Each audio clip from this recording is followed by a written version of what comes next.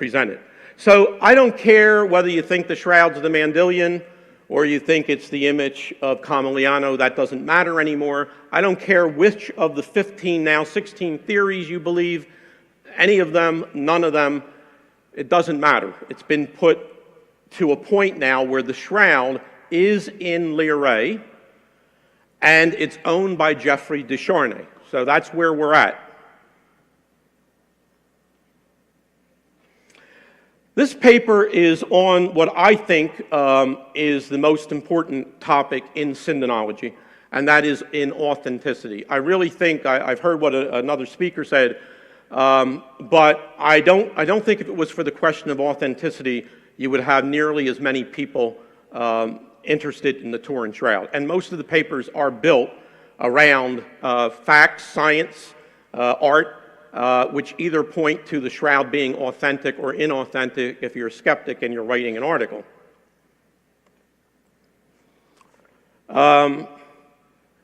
If we think about the shroud, and this has always bothered me, we've got an image that certainly appears to corroborate that Jesus suffered and died in the manner that the Gospels describe, and the logic is that the image was formed in some way at the time of the resurrection. So it should make it the most precious relic in Christianity, and since 1983, it's been owned by the Catholic Church. So you would think that the Catholic Church would be celebrating the Shroud of Turin. But I have to say that the attitude of the Vatican towards the shroud, if you go back 500 years from where we are now, the attitude is nothing really short of schizophrenic. Because popes before 1900 called it the true blood and portrait of Jesus Christ himself, or the cloth in which our Savior was wrapped when he laid in the tomb. But then along came a spider. And this is the spider. His name is Ulysse Chevalier, French canon, and in 1900 he published a historical study, and in that historical study he included the Darcy Memoranda. And if you don't know what that is, I can just briefly describe it. It was written by a bishop, Pierre Darcy, who was a bishop of Troyes, about 20 or 30 years after the Liray exhibitions, and he's opposing new exhibitions that are coming in to Liray that are being sponsored by Geoffrey's son. And so he publishes this Darcy Memorandum, and in it, Darcy, the bishop, says, there was an investigation before I became the bishop, and my predecessor determined that an artist painted the shroud. And he confessed to doing it. No name for the artist, nothing. That's what he said.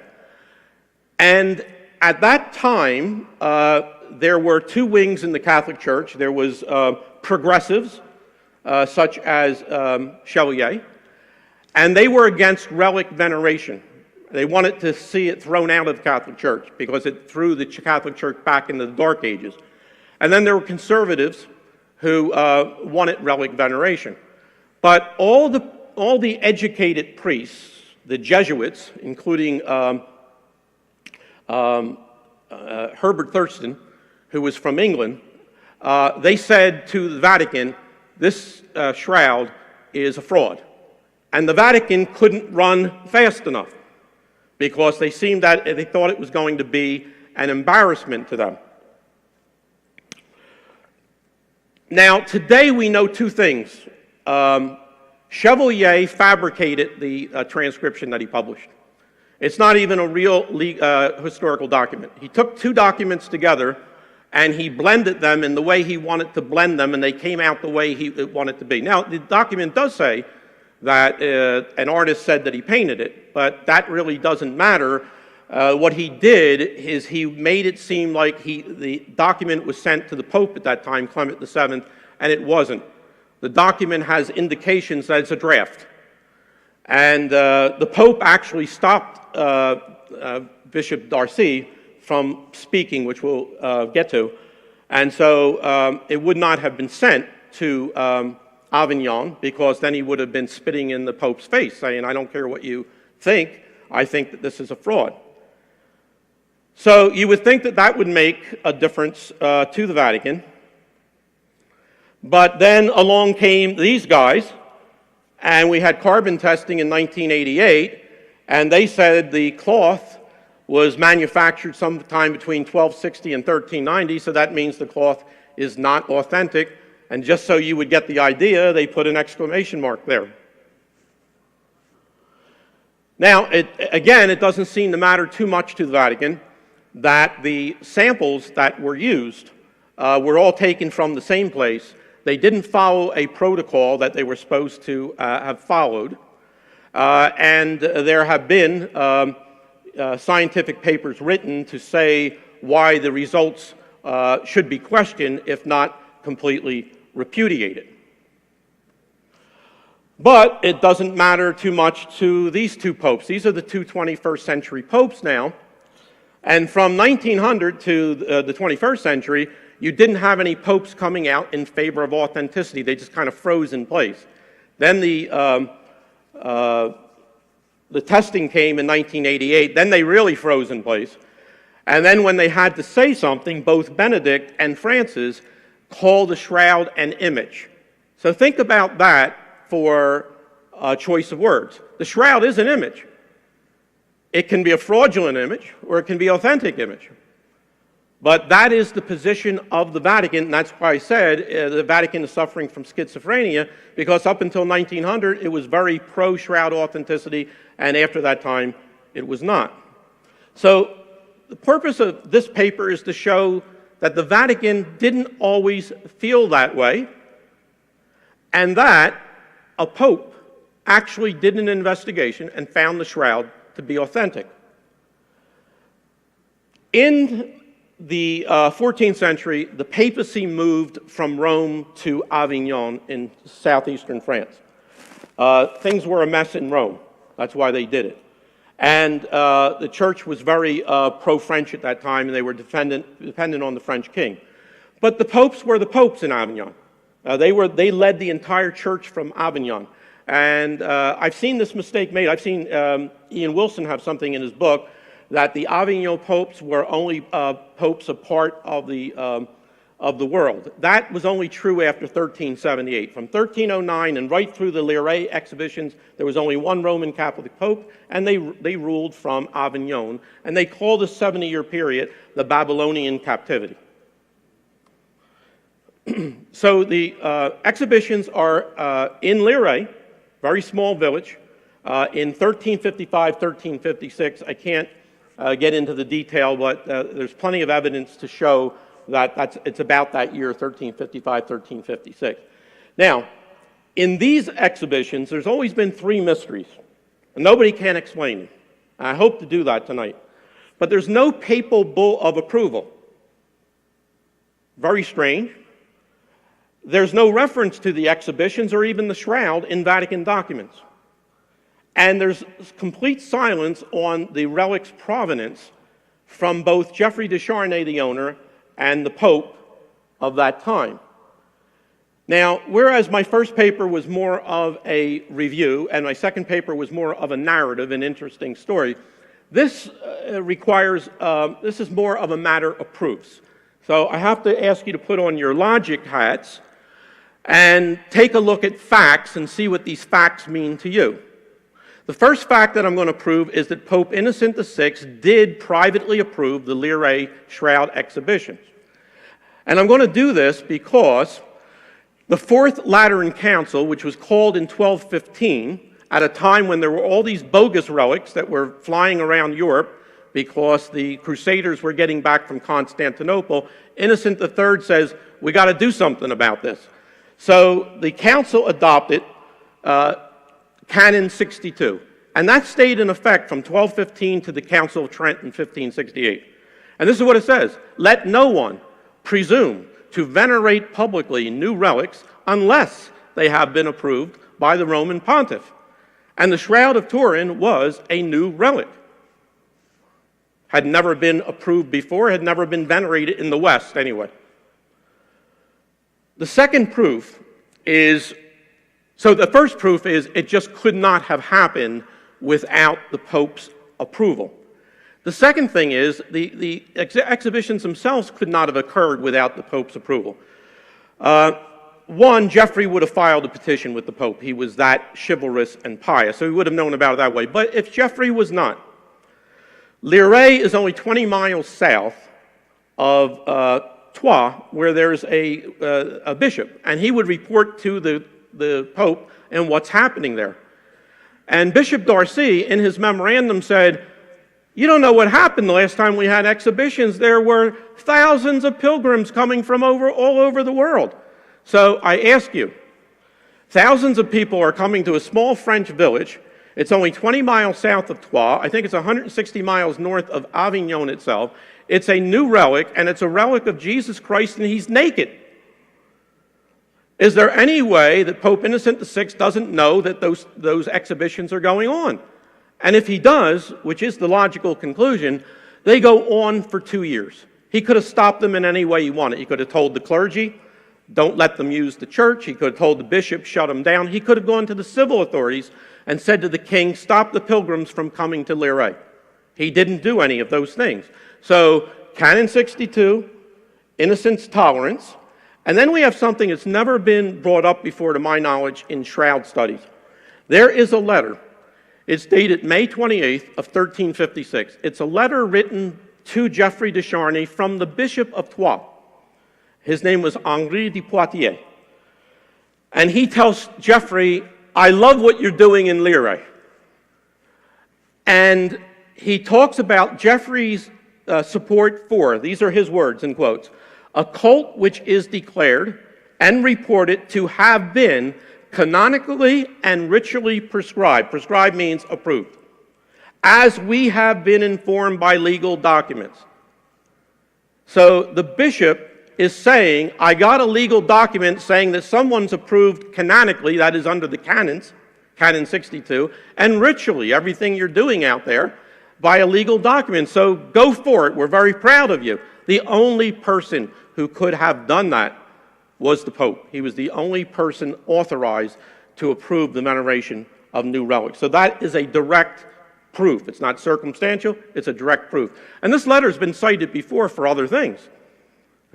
People have said, Bishop Henry wasn't against the Shroud exhibitions because he sent a letter to Geoffrey telling him, I'm praising you for what you're doing. Well, that's true. That was another part of the letter, but this paragraph, I think, has basically been ignored. This was the second part of Canon 62. It said, prelates, and those are ordained clergy, shall not permit those who come to their churches for purposes of veneration to be deceived by worthless fabrications. Worthless fabrications are bogus relics. So it was the duty of every prelate to determine whether a relic was or was not fraudulent or authentic. But individual prelates are not going to do that. They can stop people from bringing the relic to their church, but they're not going to investigate or come to the conclusion. Only the Pope can do that. And when you get to Liray, the clergy participation is all over the place. You had this is the Liray Pilgrim Medallion, and right up on the top, it's broken, but you can see it's the body of two priests, and they've got albs and maniples, just like the illustration on the right. They're holding up the shroud. And Bishop Darcy says what happened last time was the Liray dean proclaimed the shroud to be authentic. And then we know that Bishop Henri was in favor of the cult and the exhibitions. So the entire Catholic clergy is participating in the Liray exhibitions and just could not have done so unless the Pope said that they could do so. So I think we establish that fact. Let's move on to the next fact. So if Innocent did in fact approve them, why did he approve them? Remember that he is a prelate too. He can't allow veneration of a bogus relic. So there would have to be an investigation before he could allow the exhibitions to take place. I think he would have to investigate the fabric. The cloth would have had to be produced. It would have had to look like it was not something that they just harvested, a year or even 10 years ago or even back to 1260. It would have to look centuries old, which in itself disproves the carbon dating test. They would have to take a look at the image and say, is this man here, is this, I hate to say it for a Christian relic, but is this kosher, that what we're looking at? I mean, Does this meet the Gospels? And yes, it's the crown of thorns and other things that we've heard about, the scourging, the nails. Then it would have to match what they knew of medicine at that time. Not as advanced, of course, as what we have, but the blood flows would have to look right. The wounds would have to look right. And then we get to the question that this is the history section, and it's a provenance, and that is, what provenance does this cloth have? Now, in France at that time, if you were going to find the provenance of a relic, you didn't have to go back to the tomb. Nobody could go back to the tomb. Nobody could go back to Christ's time. But if you went back to Constantinople, and it was a relic that was venerated there, that was good enough, because that's what they allowed with the crown of thorns. The crown of thorns, as we've heard, are brought out to Paris, and they're put in the Sainte-Chapelle. There was no problem with the Pope, and of course the French king brought them out there, but the proof was that this was a relic that somebody in the East had venerated as an authentic relic. So I think that all Innocent had to do was to confirm that this was a Byzantine relic.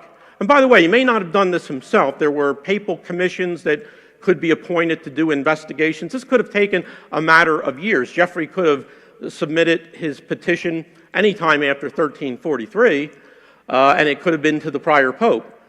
Canonization proceedings, for example, took up to 20 years. But I think that Innocent VI was the pope that was in power at the time that the exhibitions took place. So he's the one that had to announce that decision. And they would have had to take testimony from Geoffrey. He would have had to come in, they would say, what do you know about this cloth? How did you get it? And they would have put him under oath, and somebody like Geoffrey de Charnay is not going to lie under oath.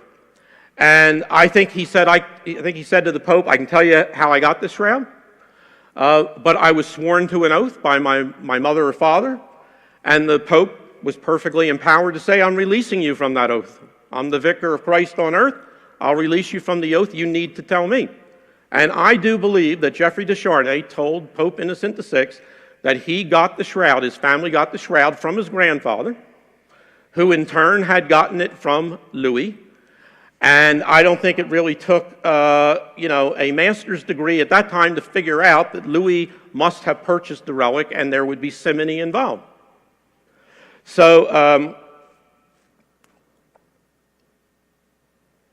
the next proof, so anyway, I think that led to the fact that Pope Innocent VI imposed perpetual silence. And he also then had the Vatican records expunged. And that was nothing new. It's very common, historians write about that. There were so many records going on in the, I say the Vatican, but in the church in Avignon, that they had to make decisions every year which records they were going to preserve or not preserve, because everything involved the church. So I think he just expunged the records. He gave private approval to the shroud veneration. And then the final proof is the fact that if I go back and I show you that Bishop Poitiers said that the rituals had also been approved. The rituals included this ritual.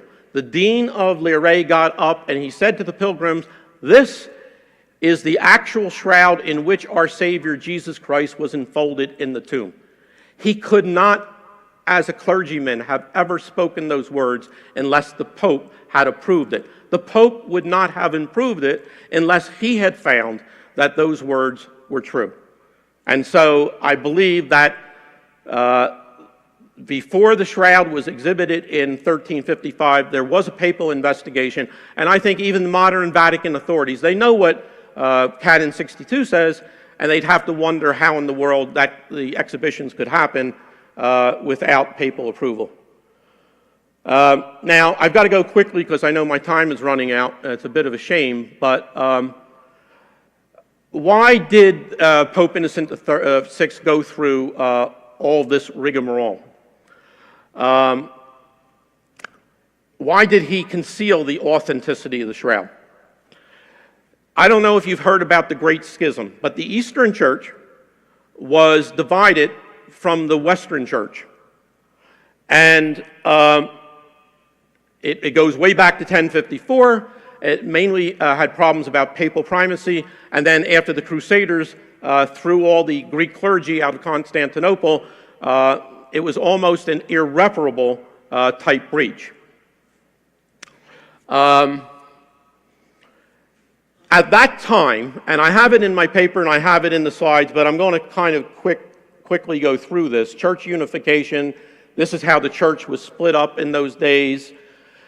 Along comes this emperor. His mother was Anna of Savoy, a Roman Catholic. So he was an Eastern emperor and had to officially stay with the Orthodox Church, but he was a Catholic in every sense of the word. In fact, about 15 years after the Lyrae exhibitions, he went to Rome and became a Catholic. So the, Pope Innocent VI, who we talked about, he was working along with Emperor John V, and he had a realistic chance to get the church put back together. But what was going to happen if he said, the Turin Shroud is an authentic relic, and I know it's an authentic relic because it can be traced back to Constantinople?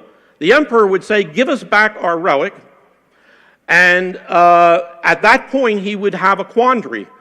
If he gave him back the relic, he'd be sending the relic into a war zone. That's why they were asking for military help in the first place from the Pope. And if he refused the emperor would say, I'm not going to be involved in church unification. So he came up with what I think was a rather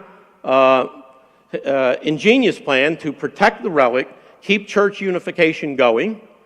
And that was, he said, you can have your exhibitions, you can call it authentic, but I'm not putting out a papal bull, because that's going to, you'll just look like you're renegades out in Lyrae, but I'm not going to approve it. And I think that is what happened. And I think there was another reason for the church's silence and for the imposition of perpetual silence, and that is Geoffrey told him what had happened in terms of the St. Louis purchase. And there is no way that the Pope could say, this is authentic, and we're going to trace it back, and it went to Louis, because now, where are the popes sitting? In Avignon. They're virtually captive to the French and the French church, and they're not going to take the greatest saint that they've just declared and say he committed simony. So I think that the decision was made by the papacy, give the relic, accord the relic the honor it deserves. Let's not get the Byzantines upset about things, and we will not then have to disclose the simony of St. Louis. That's what he did. I won't go into this at all, but it was now another 33 years, and now there's a new pope, and his name is Pope Clement VII. Three things happen here. He approves the next set of exhibitions, ex certa scientia. That means I've got good reason to do it, but I ain't telling you. And I've just gone over what the reasons are. He knew that his predecessor had confirmed the authenticity of the shroud, and he was not going to reveal it. He was still negotiating with the Byzantine emperor, and he still had the St. Louis problem. Bishop Darcy is the fly in the ointment because he starts screaming that the shroud is fraudulent, so he sentences him to perpetual silence so that providence doesn't come up. And then he issues 3 inconsistent bulls. The first one allows the Lyrae clergy to say anything they want, and they do say it's authentic. The second one probably comes after the Byzantine emperor says, I want my shroud back, and then he tells the clergy in Lyrae, don't call it authentic, call it a copy. And then in the following June, he drops all of those requirements, and they can do anything they want again. Now, what happened, a historian would ask? In April, between the second bull and the third bull, the emperor is overthrown. They don't have John anymore. You don't have a Catholic emperor. There goes church unification. So there's no reason to do this. So Pope Clement VII continues to conceal the authenticity of the shroud for the exact and precise reasons that Innocent did. Now, the one question, I really am very close to the end. The one question is, so he's allowing them to call it authentic in the exhibitions. Why doesn't he just call it authentic? And the reason is what I explained before. I don't think they cared about the Byzantine connection or the shroud going back to Byzantium, but you just can't come out and say it used to be a Byzantine relic and not say what happened to it in the meantime. He would have had to reveal that the King Saint of France obtained the relic through a purchase, which would be simony. So I think he just let it go. And that's why all these things that are mysteries about the two exhibitions really aren't mysteries if you understand the history that's behind it. And I've covered all this stuff rather carefully. This is just what Clement said. The watchful attention of the Apostolic See sometimes modifies that which it was once able to allow. And that's what he was doing, according to the demands of the time and circumstances. The circumstances and times changed. He changed his rulings. So the four facts are, so I'm coming to a summary here. Pope Innocent VI privately approved the exhibitions. He did that after he confirmed that the shroud was authentic. He concealed the authenticity of the shroud for all these political and religious reasons and used the sentence of perpetual silence. And then his successor, Pope Clement VII in France, he continued to conceal the authenticity for the exact same reasons. Now, I'll use this. Okay. So surely the Vatican, I have to say this, is aware that given the strictures of Canon 62, the Shroud of Turin could not have been exhibited unless Pope Innocent VI had determined it to be the authentic burial cloth of Jesus Christ. Nevertheless, the Vatican today, as I said at the beginning of the talk, refuses to publicize and embrace that finding, and its present ambivalence toward the shroud, I believe, is a well-thought-out plan to implement religious and political expedience in that regard. I'm not saying they're bad people, but I think they know that at this point in time, they know certainly that a pope at one time approved the exhibition of the shroud, and that would require a finding of authenticity.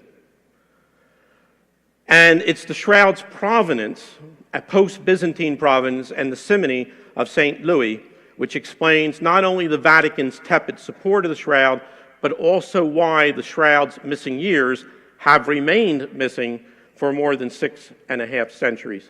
Thank you all very much, and thanks for the extra time.